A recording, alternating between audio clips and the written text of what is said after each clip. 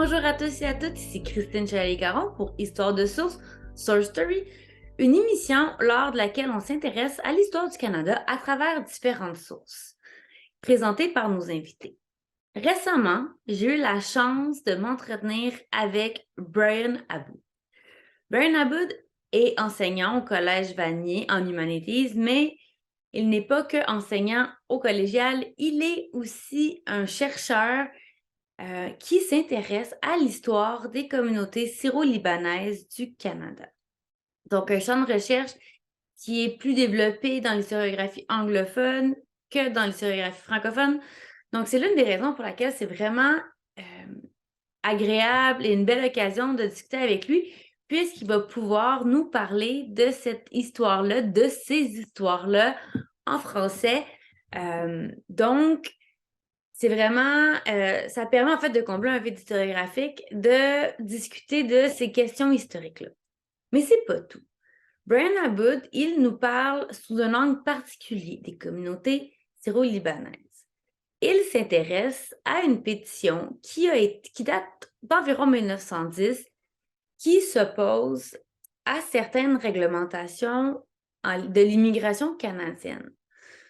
Donc, ça veut dire beaucoup de choses. D'abord, à quoi elle s'oppose? Ben, je vais laisser Brian nous en parler, mais ce qui est vraiment important d'avoir en tête, c'est le contexte de l'époque. Dans les années, au début du 20e siècle, le nationalisme canadien se consolide et, disons-le, est plus exclusif qu'inclusif, et il y a une série de lois ouvertement racistes qui marquent l'histoire de l'immigration, donc qui sont adoptés par le gouvernement canadien. Donc déjà, il y a cet élément de contexte-là qui est important. Mais ce qui est aussi vraiment important, c'est la contestation. Donc, c'est de démontrer, en fait, à partir d'une pétition, qu'une communauté est organisée et a aussi une agentivité qui est très présente, qui conteste, en fait, cette réglementation-là qui vise notamment à freiner l'immigration en provenance d'Asie, donc du Moyen-Orient.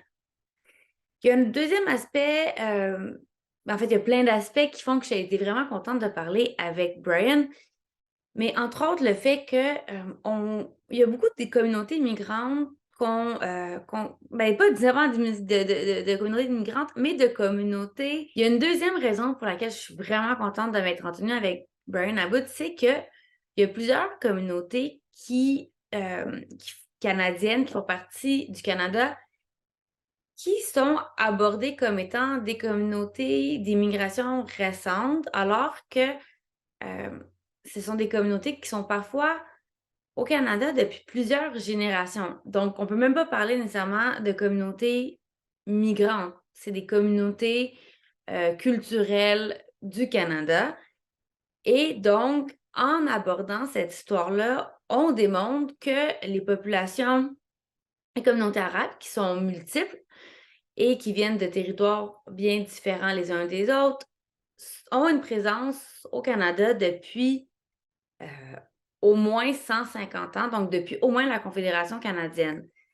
On renverse déjà une présupposition qui est assez commune, qui déconstruit un peu le récit et qui a une tendance à invisibiliser, occulter la présence de certaines communautés et leur apport à la construction du pays qui est le Canada. Donc, pour toutes ces raisons, je suis vraiment contente de parler avec Brian qui a été extrêmement généreux dans tout ce qu'il nous a dit. Il est en train de préparer un livre sur ces enjeux-là et il nous a partagé une partie de ses résultats. Donc, je vous invite à se joindre à notre discussion. Mais avant de passer à ça avec Brian, je vous rappelle que nous sommes sur Instagram, Twitter, Facebook. Allez nous suivre, mais surtout, allez consulter notre site Internet sur lequel il y a une foule de vidéos, ainsi que sur notre chaîne YouTube où est-ce que toutes nos vidéos sont. Mais sur notre site Internet, il y a aussi des activités pédagogiques à faire en classe qui sont très pertinentes. Donc, je vous invite à aller visiter ces ressources, notre site pour prendre connaissance de ces ressources-là. Ensuite, c'est mon dernier épisode à Histoire de source sur Story. Donc, j'ai vraiment été contente de participer à ce merveilleux projet-là. J'espère avoir la chance d'encore discuter de la mise en récit, des questions de représentation, d'invisibilisation, d'inclusion avec vous, avec des chercheurs, avec des chercheuses, des artistes, à l'occasion de d'autres projets. Donc, connectez-vous, restez connectés pour la dernière discussion que j'ai eue avec Brian Aboud. Merci à vous.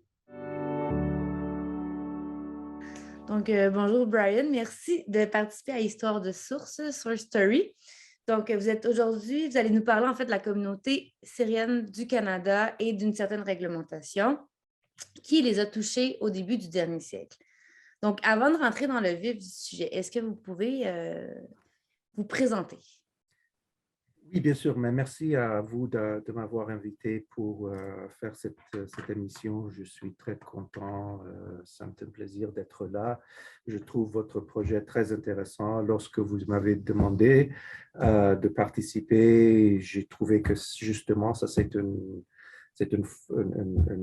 approche à la connaissance historique et d'adresser des questions historiques que je trouve très attirantes, c'est-à-dire focaliser sur une source sur lesquelles on a focalisé dans notre travail historique et parler de cette source. Je trouve que j'ai trouvé ça comme une approche, un projet très intéressant. Donc, je suis très content d'être là. OK, pour me présenter, je suis sociologue de formation. J'enseigne depuis plusieurs années dans le département de Humanities au Collège Vanier à Montréal. Je travaille dans le travail sociologique que je fais est focalisé, si je peux définir les paramètres, je dirais que le focus, c'est les questions de l'immigration, l'ethnicité, la race et le racisme, si je peux le limiter à 3 points de focus spécifiques. Et mais le cas sur lequel je travaille depuis longtemps, la plupart du temps, c'est le cas de ce que j'appelle l'expérience immigrante des Syriens à Montréal, au Québec et au Canada.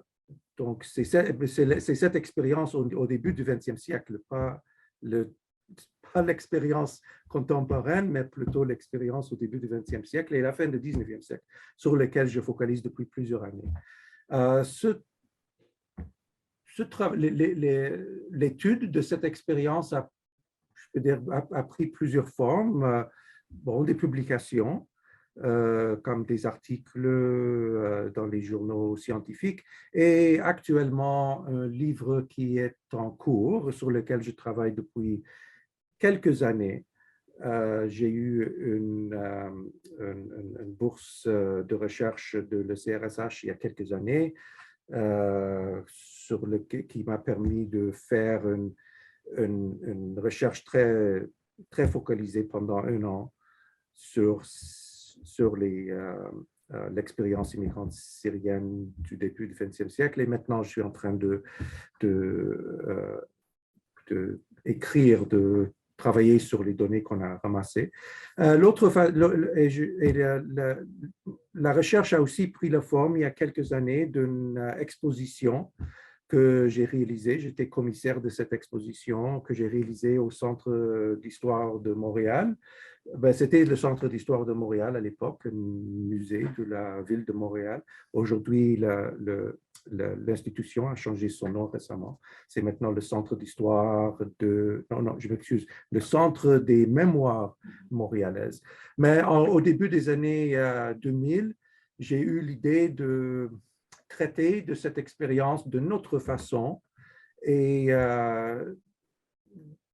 spécifiquement la forme d'une exposition dans laquelle on a mis ensemble. Évidemment, j'ai travaillé avec les muséologues et les spécialistes. Je ne connaissais pas de tout, comment faire une exposition de ce type-là. La seule chose que je savais, c'est qu'il y avait une histoire de la ville de Montréal sur laquelle on devrait mettre un regard plus spécifique et plus focalisé. Et je voulais ramasser les données, les documents, les objets, les photographies pour raconter cette histoire-là. Le résultat, c'était une exposition. Bon, voilà, je pense que pour comme introduction, voilà.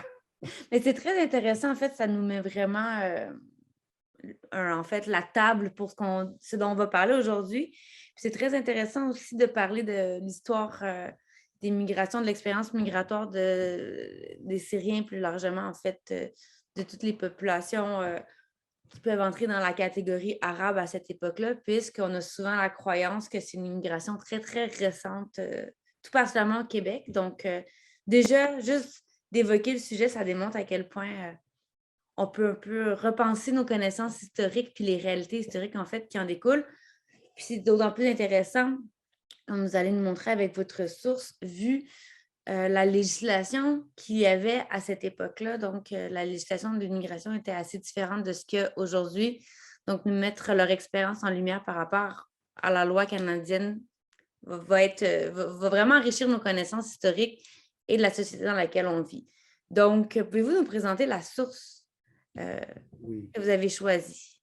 Donc, la source que j'ai choisie, c'est une pétition que quelques Syriens ont produit, ont rédigé, produit, fait circuler pour des signatures, comme les pétitions d'aujourd'hui qu'on voit sur l'Internet, etc., autour de 1911-1910. Je ne suis pas sûr de la date précise de la production de la pétition, mais selon les informations que j'ai pu trouver jusqu'à présent, c'était possiblement aussitôt que 1910 que le document a été rédigé et que les Syriens ont commencé de chercher des signatures pour appuyer évidemment ce qui est déclaré dans la pétition. Donc, c'est probablement 1910, mais sans doute 1911. Mais il y a certaines indications que la première version de la pétition a été complétée en 1910 et a été envoyée au gouvernement canadien aussitôt que 1910. Il y a certaines indications que la première version de la pétition a été envoyée au Premier ministre Wilfrid Laurier en 1900, autour de l'été 1910. Mais donc, le document, c'est un document que j'ai trouvé pour la première fois dans les archives des archives publiques du Canada dans les années 1990. C'est la première fois que je l'ai trouvé. Et lorsque j'ai regardé la documentation que j'avais ramassée sur cette question en préparation pour notre discussion aujourd'hui, j'ai remarqué que la première copie que j'ai eue de la pétition date de 1997. C'est une copie que j'ai demandé, que j'ai trouvée sur Microform, sur les bobines Microform. Malheureusement, la pétition n'existe pas en forme originale papier. Elle existe seulement sur les bobines Microform dans certains fonds des archives canadiens. Donc, j'ai trouvé la première copie que j'ai eue et j'ai vu qu'en arrière de copie, c'était marqué 1997. Donc, il y a deux copies de la pétition qu'on peut trouver dans les fonds des archives canadiens, mais les deux copies qu'on trouve datent de 1913. Les copies de 1910-11 ne sont pas accessibles. Ils n'ont pas été numérisés ou photographiés par les archivistes des archives canadiennes. Donc, les deux copies que nous avons, c'est les copies qui datent de 1913 et ce sont des copies qui ont été complétées, dont les signatures ont été ramassées par des immigrants syriens qui habitaient ou qui résidaient en Saskatchewan et en Colombie-Britannique. Donc, les deux copies qui ont été envoyées en 1913 au gouvernement,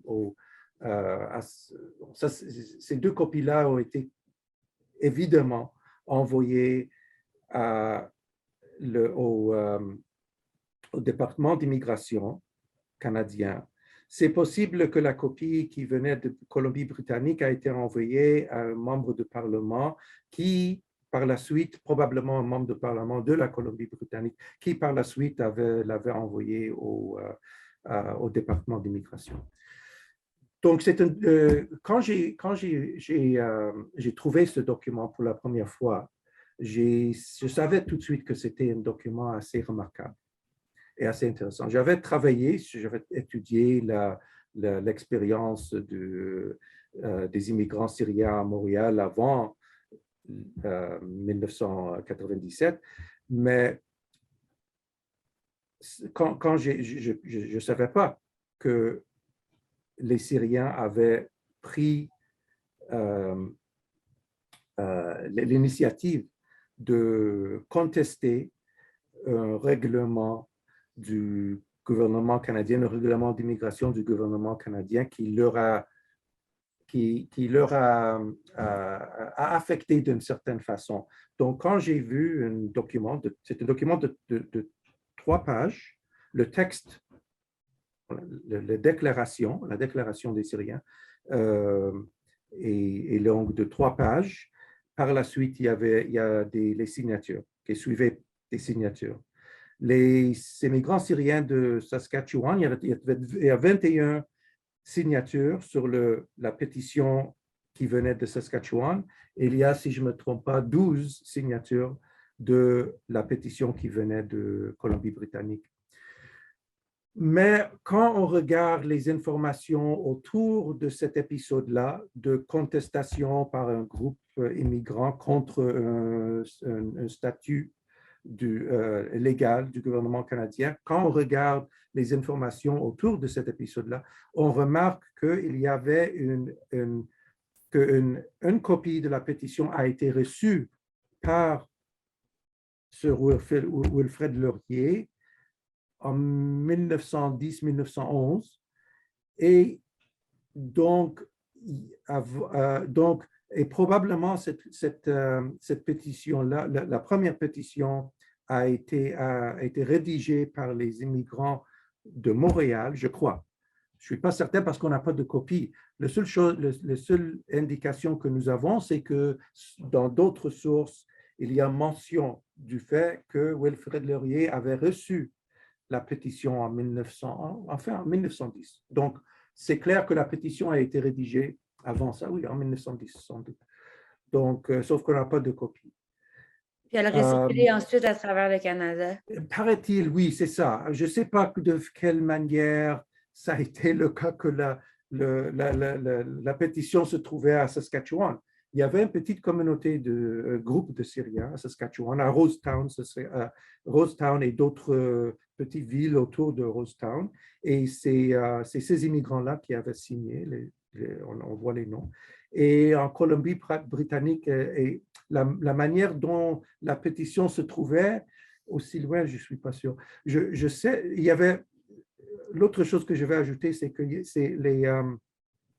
la documentation nous indique qu'il y avait 2 copies que le gouvernement avait reçues autour de 1910-1911. Donc, je crois qu'en 1910, la copie qui venait de Montréal a été envoyée au Premier ministre et probablement il y avait une autre copie qui circulait en même temps, probablement à Ottawa et peut-être autour d'Ottawa. Et sans doute, ça, c'est la 2e pétition qui a été envoyée. Évidemment, il y a un délai entre la production en 1910 et l'envoi en 1913 des Syriens de Saskatchewan et Colombie-Britannique. Donc ça aussi, c'est intéressant de tenir compte de ce délai-là et pourquoi. Mais sans doute, ça a pris du temps pour la pétition, pour que la pétition circule un peu. Effectivement. Mais selon ce fonds-là qu'on trouve dans les archives du Canada, voilà, il y avait seulement ces les deux copies de la pétition, la copie de Saskatchewan et la copie de Colombie-Britannique. Et comme je vous ai dit, sans doute, il y avait une copie de Montréal qui a été envoyée vers 1910. Très intéressant. Puis, dans quel contexte cette pétition-là a été en fait élaborée? Donc, Oui, voilà. Donc, en mai 1910, une nouvelle loi concernant l'immigration a été adoptée par le gouvernement canadien. Dans cette loi, il y avait un article, c'était l'article 37, dans lequel c'est indiqué que le gouvernement peut adopter des règlements pour demander aux immigrants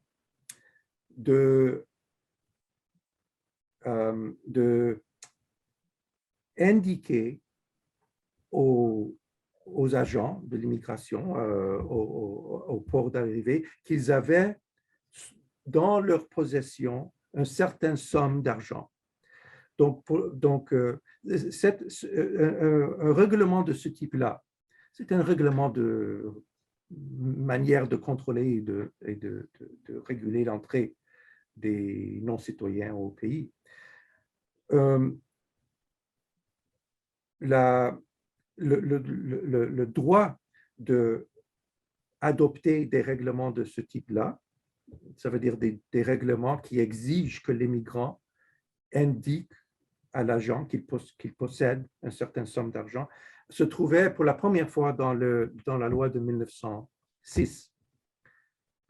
En 1910, la possibilité de produire des règlements de ce type-là a été inclus dans la loi, dans la loi de l'immigration.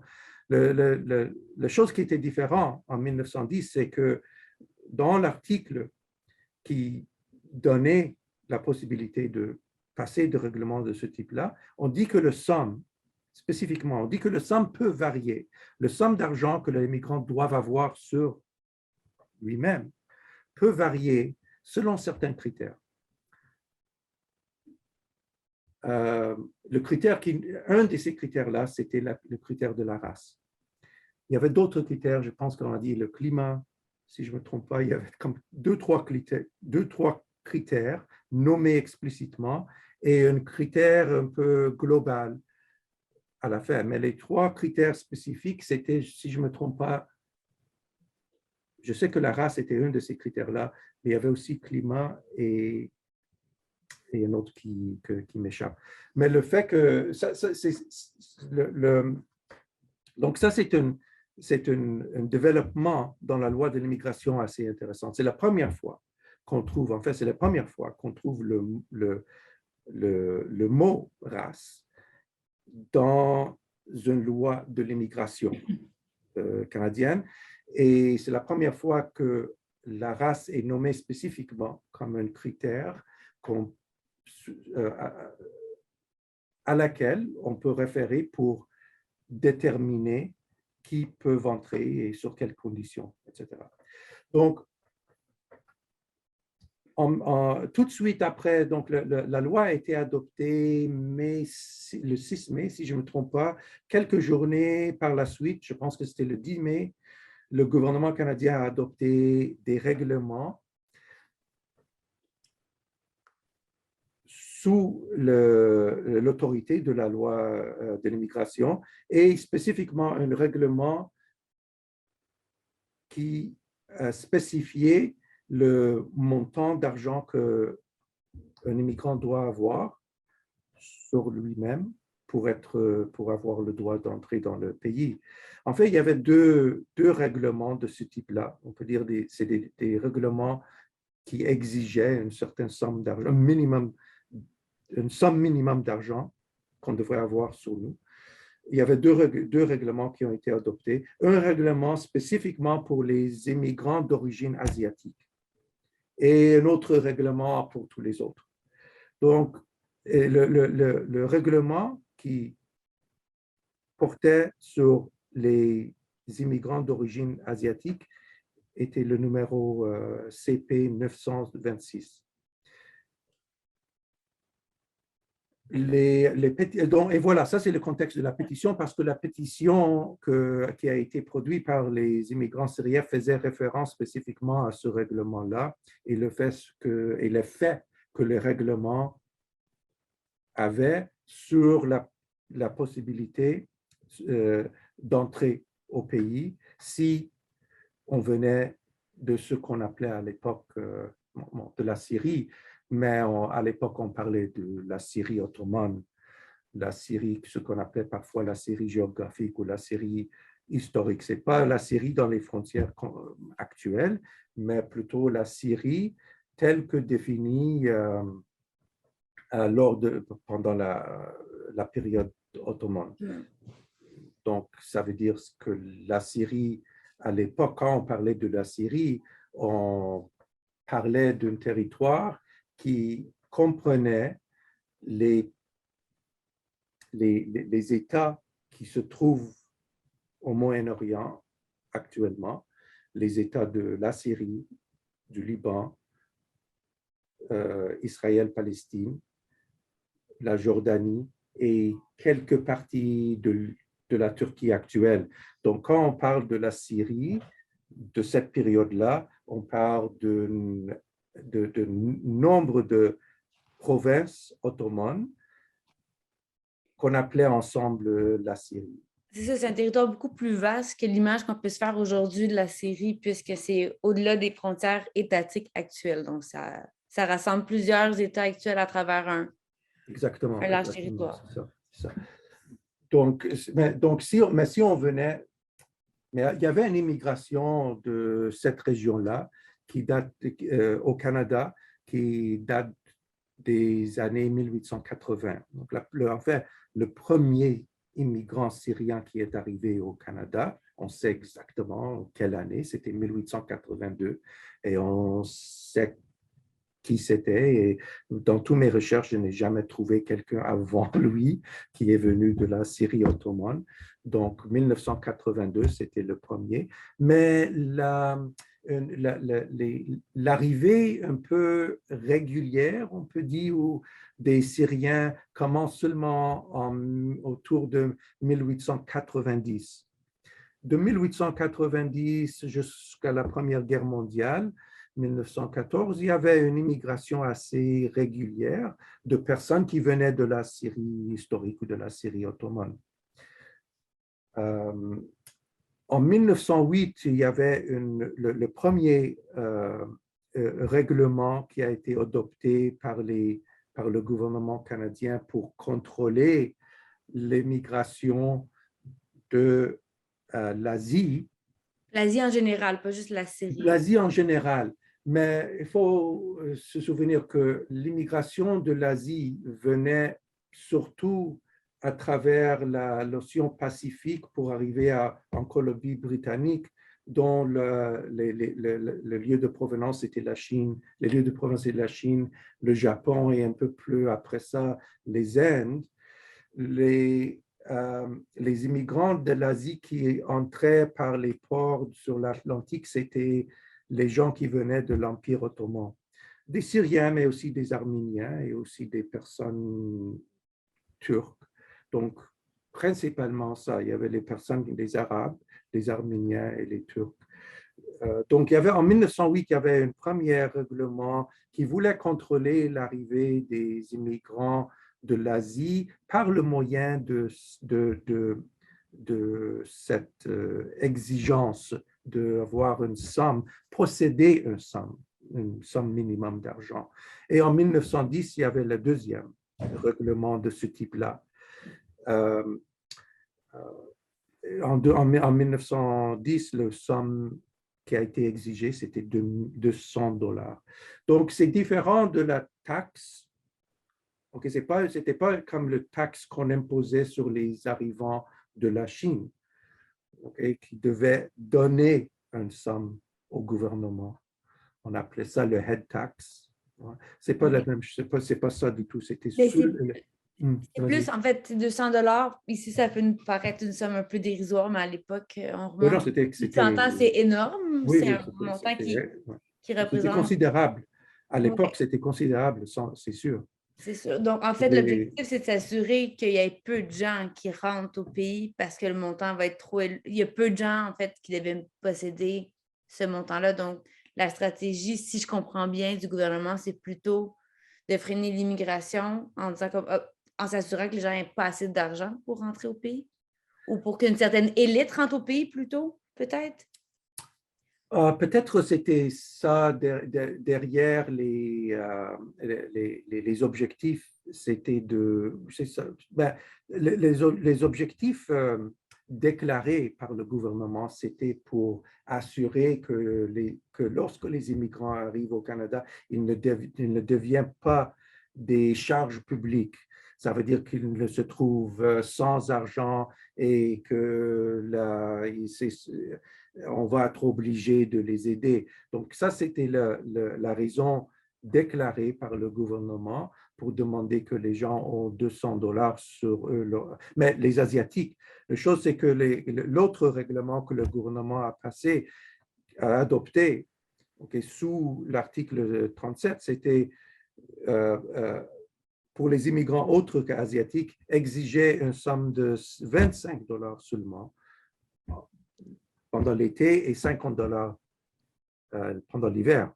Donc, il y avait une différence entre le somme demandée des gens qui venaient de l'Asie et le somme d'argent qui venait, et le somme demandée des immigrants qui venaient d'ailleurs, et c'est surtout l'Europe. Okay. Donc, oui, c'était pour de trouver une façon de contrôler, de restreindre, de limiter l'arrivée des gens qui venaient de l'Asie. Le somme était considérable. 200 $ à l'époque était une somme considérable pour n'importe qui, mais aussi en tenant compte du fait que pour arriver au Canada, il y avait aussi beaucoup de dépenses autres que, en fait, beaucoup de Syriens ont dû, c'était des gens principalement pauvres. Il y avait peut-être, on peut dire qu'un certain nombre venaient de ce qu'on pourrait dire une sorte de classe moyenne des provinces ottomanes, certaines des classes plus élevées, mais la plupart des immigrants qui venaient de la Syrie ottomane de l'époque étaient des gens avec des moyens assez modestes, minimes, pour ne pas dire pauvres. Donc, il fallait vendre vendre des possessions, euh, prêter de l'argent pour financer le trajet. Le trajet, c'était à partir de leur village ou ville d'origine, et souvent, ce n'était pas sur leur côte. En fait, beaucoup pour les immigrants qui venaient à Montréal spécifiquement, un grand nombre venaient de, de l'intérieur de ce qui est aujourd'hui le Liban. En fait, ils venaient de quelques villages qui se trouvent actuellement sur la frontière entre le Liban et la Syrie. Donc, il y avait une nécessité de financer le trajet de là jusqu'au port de Beyrouth et ensuite rester en Beyrouth jusqu'au moment où c'était possible acheter les billets pour aller en France. Ensuite, une fois en France, acheter un autre billet pour payer le trajet d'un port de la France ou de la Grande-Bretagne ou de l'Irlande pour traverser l'Atlantique pour venir à Montréal. Donc, Donc, 200 $, c'était considérable pour n'importe ouais, qui. surtout quand il y a une migration interne à faire au départ, ensuite traverser la Oui, Méditerranée, puis ensuite oui, l'océan. dépendamment c'est ça, d'où on vient, dans la Syrie, dans le territoire de la Syrie ottomane, justement, il y avait Tout Donc, c'est vraiment plus un profil, le profil des gens était vraiment plus des gens de l'intérieur, donc pauvres. Donc, c'était pas une élite de Beyrouth qui avait qu'à partir de... Non, pas en ce qui concerne les immigrants qui sont venus à Montréal et plus généralement au Canada, non. Il faut se souvenir que pendant cette période-là et à partir des années 70, 1870, une migration de la Syrie ottomane avait commencé vers les États-Unis dans un premier temps, mais aussi vers d'autres endroits comme l'Amérique du Sud, l'Australie, l'Afrique de l'Est. Et le Canada, c'était parmi les destinations. Au début, le Canada n'était pas une destination spécifique des Syriens, c'était au hasard que les Syriens sont arrivés ici dans le premier temps.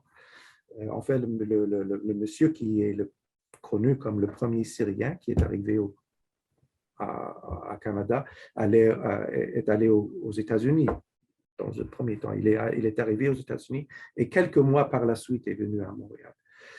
Donc, oui, c'est en ce qui concerne la migration qui venait vers le Canada et surtout vers le Québec et le Montréal, les villages d'origine étaient à l'intérieur de la Syrie ottomane. Puis, autant, donc, on a vraiment comme deux sources qui se conjuguent. On pourrait dire, on a la loi, en fait, qui nous informe sur les modalités que le Canada pose pour l'entrée au pays des immigrants, la différence entre ce qui est exigé aux Européens puis aux Asiatiques et le plus précisément, en fait, à la population de la Syrie. Puis ensuite aussi, les résistances. Donc, on voit à la fois le côté, les lois qui sont discriminatoires, mais aussi on voit que les gens ne sont pas passifs devant cette loi-là. Donc, qu'est-ce que cette loi nous dit, mais aussi surtout, qu'est-ce que cette pétition-là nous dit sur l'histoire du Québec, du Canada et de Montréal, outre le fait que déjà à la base, c'est sûr que ça nous informe sur la permanence, en fait, l'ancienneté d'une communauté syrienne à Montréal puis au Canada. Mais au-delà de ça, qu'est-ce que ça nous dit sur notre histoire qu'on ne connaît peut-être pas? Oui, plusieurs choses. D'abord, la pétition nous informe sur l'action politique des immigrants au début du XXe siècle. En fait, c'est un geste, c'est une action politique. Les Syriens ont démarré une revendication contre le gouvernement canadien, oppositionnelle contre une loi du gouvernement. Et ça, en fait, c'est intéressant. On ne pense pas souvent au fait que les immigrants de cette période, et surtout les immigrants non européens qui ont été marginalisés davantage dans la société, pas seulement les faits de la loi, mais aussi dans la société plus généralement, qu'ils décident qu'ils doivent contester un règlement, un statut légal du gouvernement. Je trouve que ça en soi, c'est intéressant. Oui, vraiment. Le fait que la vie politique des Syriens de cette période a pris cette tournure-là. La pétition aussi nous informe sur l'histoire de la gestion gouvernementale des frontières et la gestion du gouvernemental de l'entrée au Canada.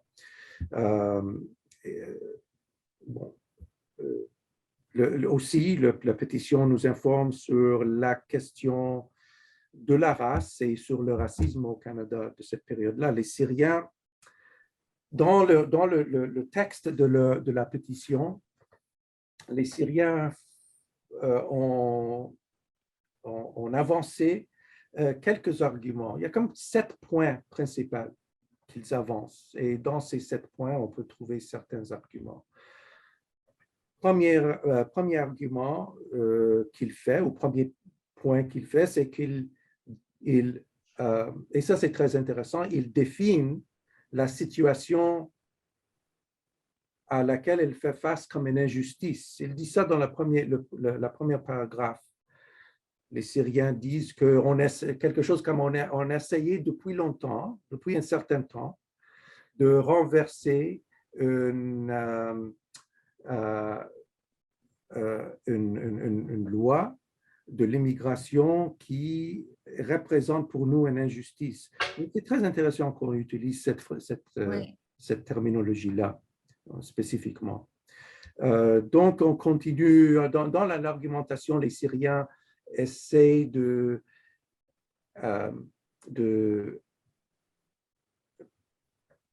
mettre de l'avance les raisons pour lesquelles ils sont des bons immigrants.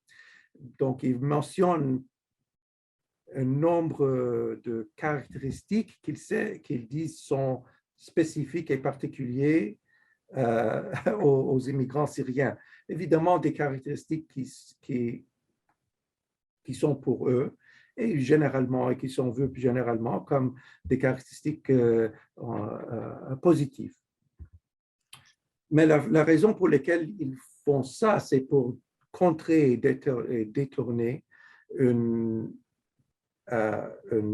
discours sur les Syriens qui était surtout négatif, ou qui traitait les Syriens comme des immigrants non désirables. Donc, dans l'argumentation, on essaie de contrer ce regard-là négatif et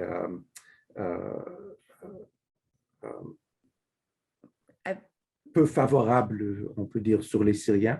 Et l'autre chose qu'ils disent en même temps, c'est, je vais juste, pour mettre l'accent sur l'aspect de la race qui est mise en évidence dans la pétition, les Syriens disent que, dans leur argumentation, disent que les règlements le règlement qui leur concerne, c'est-à-dire PC 926, concerne les gens de la race jaune. On utilise cette terminologie-là, même si cette terminologie-là ne se trouve pas dans le règlement et nulle part dans le discours canadien sur l'immigration, le terme de race jaune n'est pas utilisé. Mais les Syriens ont dit, écoute, ce règlement-là vise les gens de la race jaune. Nous ne sommes pas membres de la race jaune. L'argumentation qu'ils font, c'est qu'ils font partie de la race blanche ou de la race caucasienne, et donc que le règlement ne devrait pas s'appliquer à eux. Donc, ils cherchent une sorte d'exemption à l'application de la loi, du règlement envers les Syriens sur sur le prétexte que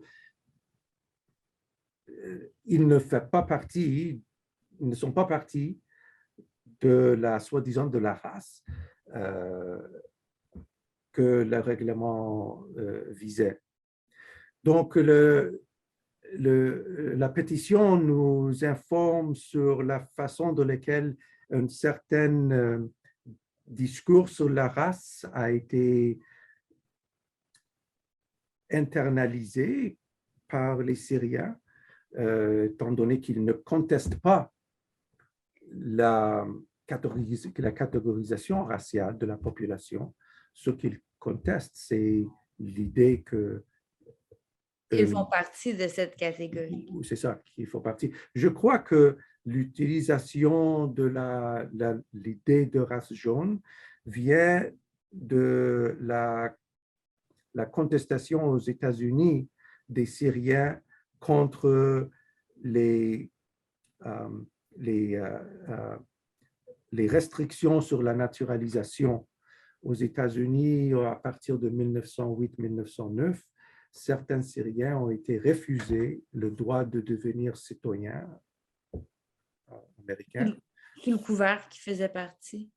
Oui, sur la base qu'ils ne font pas partie de la race blanche, et ont utilisé dans le discours la, la notion de la race jaune. Et je pense que les Syriens à Montréal, qui avaient rédigé le texte, probablement croyaient que la même sorte de terminologie était utilisée au Canada. Ce n'était pas le cas.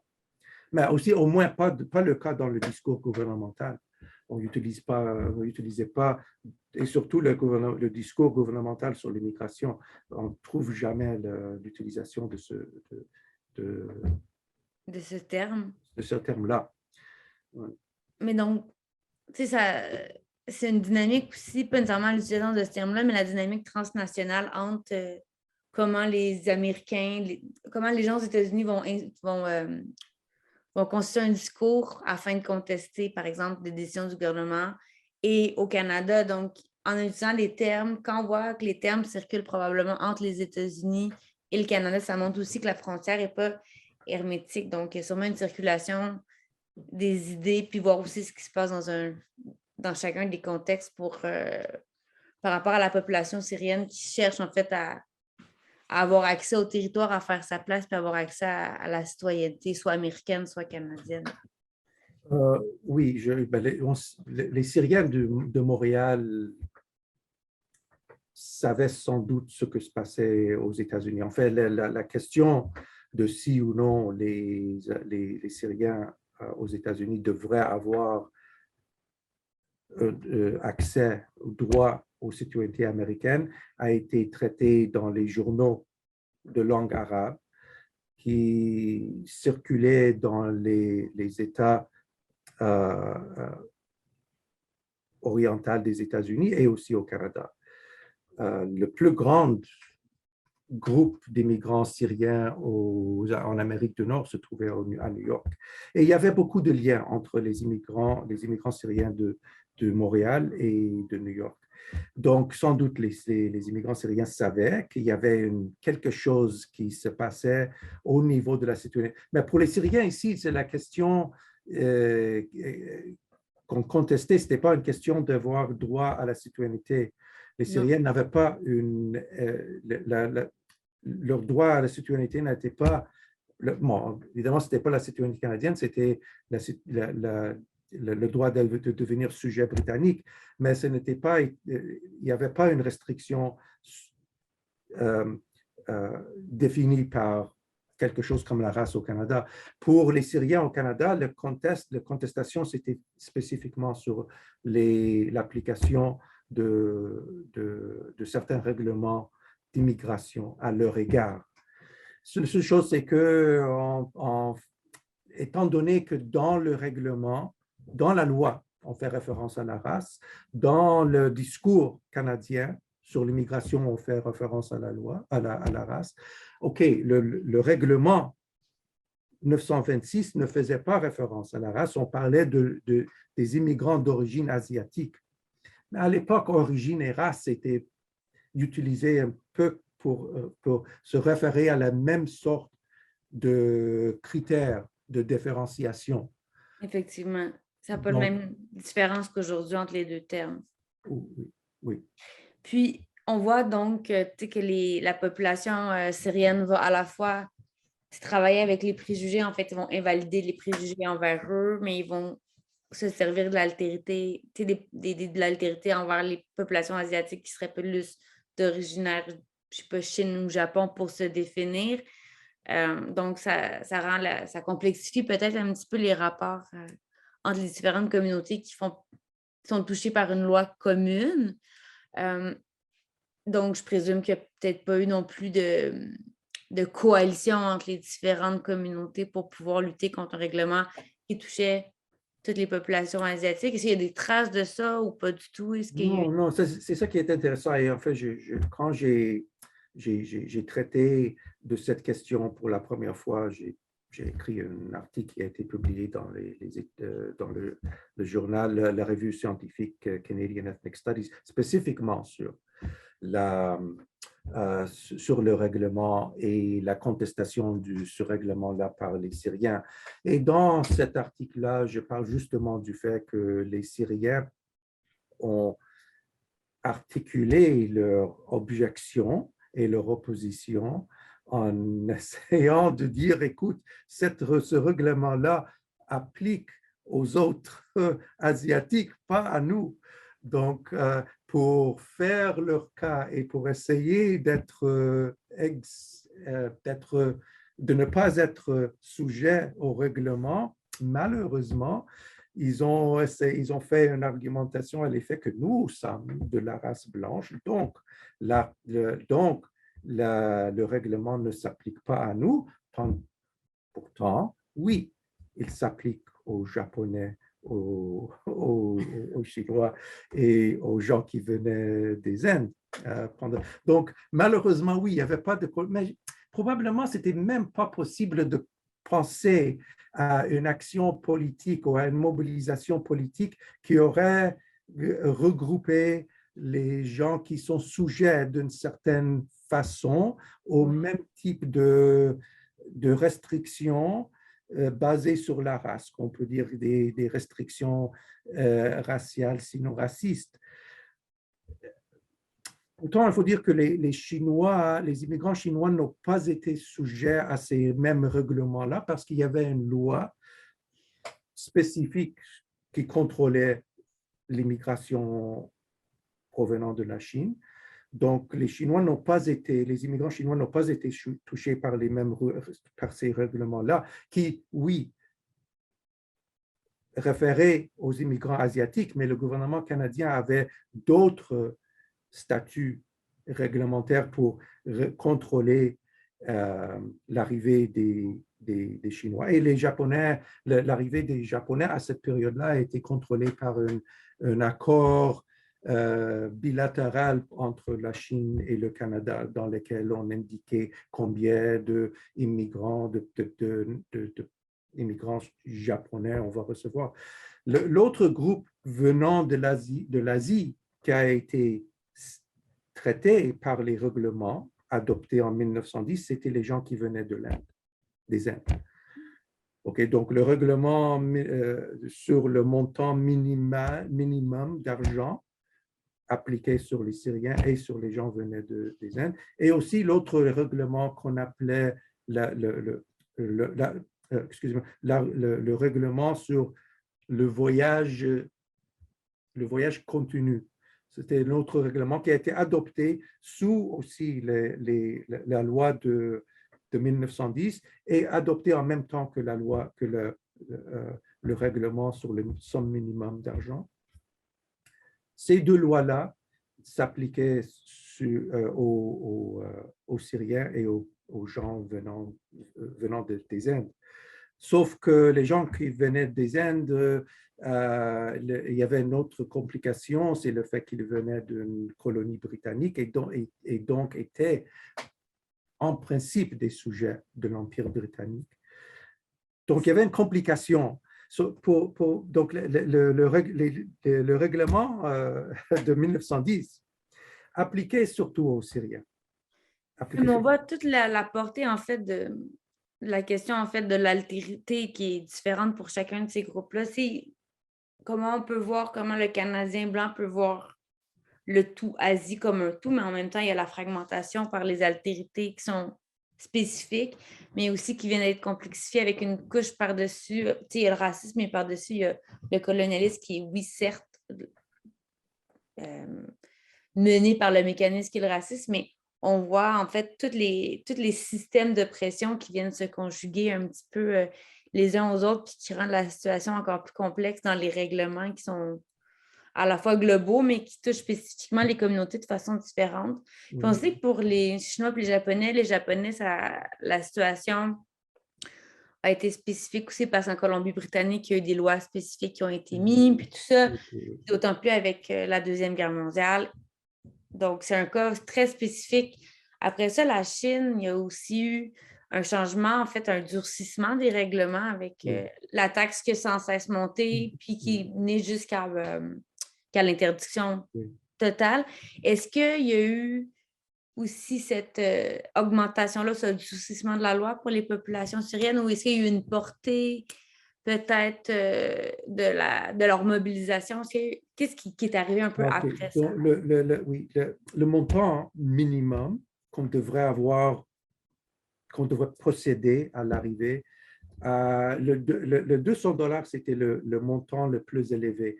Je pense que dans le règlement de 1908, si je ne me trompe pas, avait un montant moins élevé je pense que c'était 100, peut-être 150 $, quelque chose comme ça. Mais je dois vérifier cela. Mais je sais que, oui, le 200, c'était le maximum. Après, donc, après l'adoption de ce règlement-là, bon, il y avait 1914 et la Première Guerre mondiale et donc la fin de la circulation des gens, la fin de l'immigration venant de la Syrie, au moins pour cette période-là. L'immigration venant de la Syrie a recommencé après la Première Guerre mondiale, mais à cette époque-là, on avait adopté d'autres manières de le contrôler. Le somme minimum d'argent n'était pas le moyen qu'on contrôlait l'arrivée des Syriens. On a adopté d'autres règlements. Donc, le 200 $, c'était le maximum qui a été demandé et c'était en vigueur jusqu'à la Première Guerre mondiale. Mais pour les Syriens, c'était dur. C'est sans doute pour cette raison-là qu'ils ont lancé cette tentative-là d'essayer de faire renverser, ou bien non, ils ne cherchaient pas à renverser ou bien à abolir le règlement. Non, la seule chose qu'ils cherchaient, c'est que le gouvernement n'applique pas le règlement à leur égard. Ils n'ont jamais contesté l'existence en principe de ce type-là. C'est un peu, on peut dire que c'est malheureux qu'on n'a pas décidé que le règlement de ce type-là devait être contesté en principe. Mais je pense que ça ne rentrait pas même dans l'horizon de revendications possibles qu'on aurait fait. On doit penser aux manières dont on mobilisait, on contestait à l'époque sur quel prétexte, quelle sorte d'argument on aurait fait à l'époque quand on se mobilisait contre une pratique gouvernementale. Et l'idée de contester le principe peut-être n'était pas parmi l'horizon de type de revendication qu'on aurait fait. Oui, je comprends ce que vous voulez dire. En fait, c'est parce qu'en fait, c'est pas de remettre en question l'existence de la loi, c'est le fait que la loi s'adresse à eux. Puis, à ce moment-là, s'ils vivent beaucoup de discrimination, puis vous l'avez nommé tantôt, autant au niveau social, au quotidien, par rapport à probablement la recherche d'emploi, à la recherche d'un lieu où vivre. Donc, vraiment du racisme quotidien, plus celui qui est plus institutionnel. Si les deux se conjuguent, on a vu dans la contestation défaire les préjugés, puis après ça aussi contester comme que la loi les touche, en fait, qui ne font pas partie de cette catégorie-là. Mais peut-être que quand tu es discriminé puis tu veux, à ce moment-là, dans un contexte comme celui, on parle du Canada d'il y a plus de 100 ans, mais la marge de manœuvre n'est pas nécessairement celle qu'on pourrait avoir aujourd'hui ou qu'on peut s'imaginer aujourd'hui. Donc, je comprends, les horizons ne peuvent pas être les mêmes que dans notre pensée en 2023, par exemple. Oui. Justement, enfin, ça, c'est la première fois que le groupe syrien en 1910 était parmi les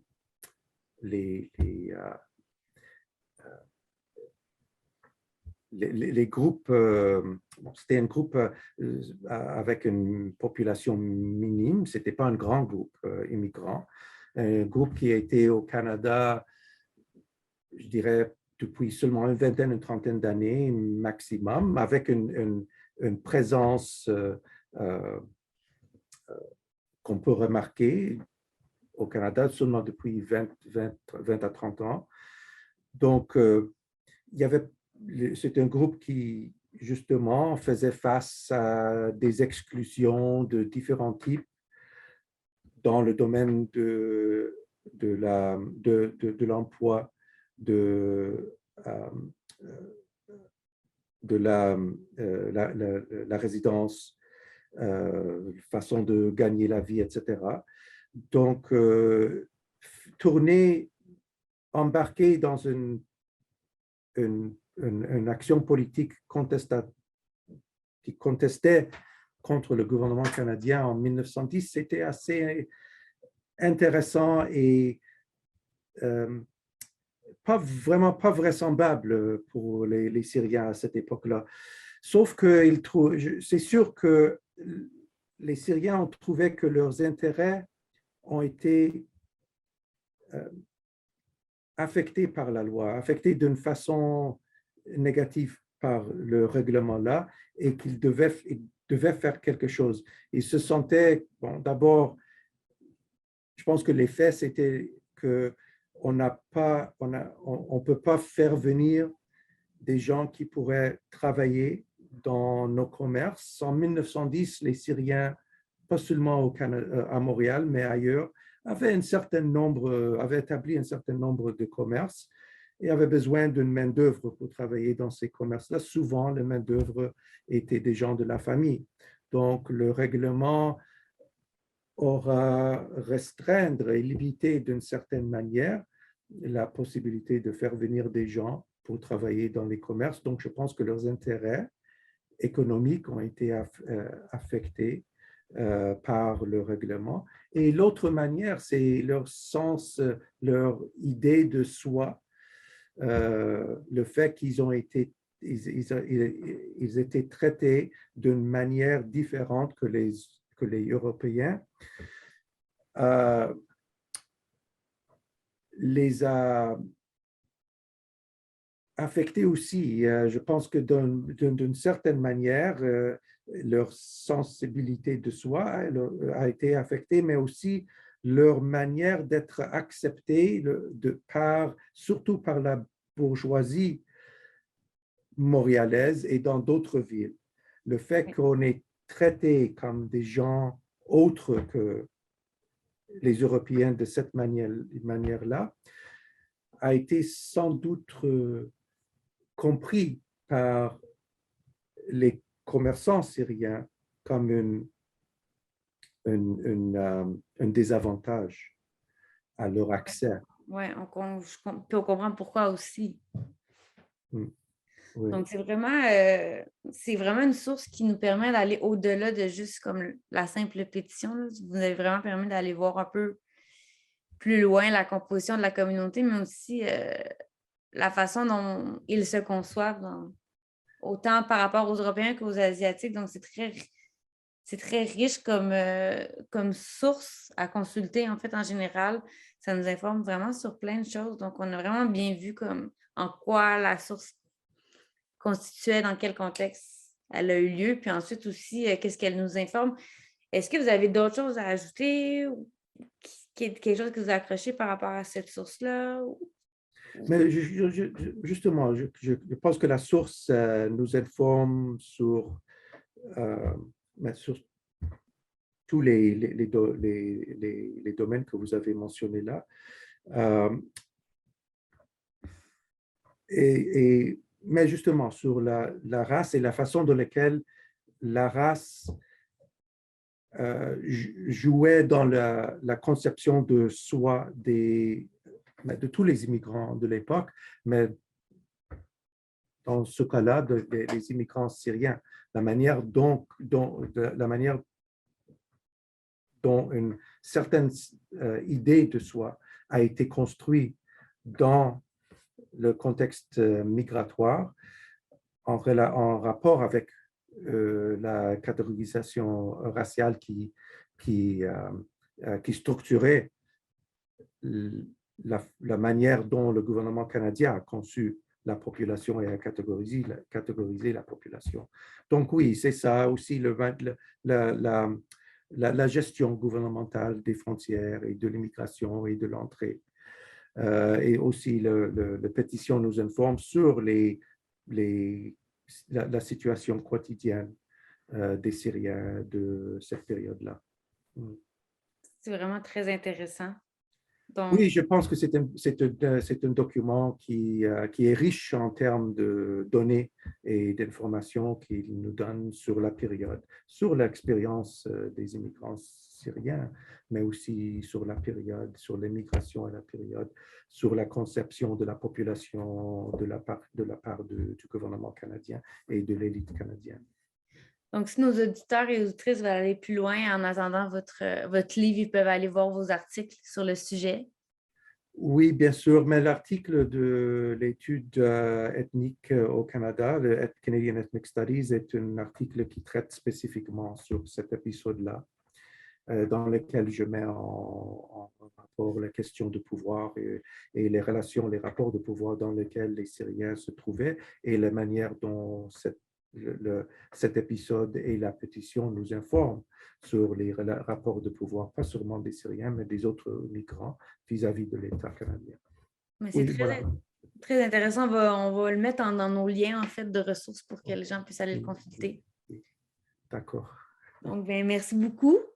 Oh, mais merci à vous. Vous avez d'autres choses à ajouter ou sinon? Non. C'est vraiment intéressant. Moi, je vais aller lire l'article en attendant de pouvoir lire votre livre. Très bien, très bien.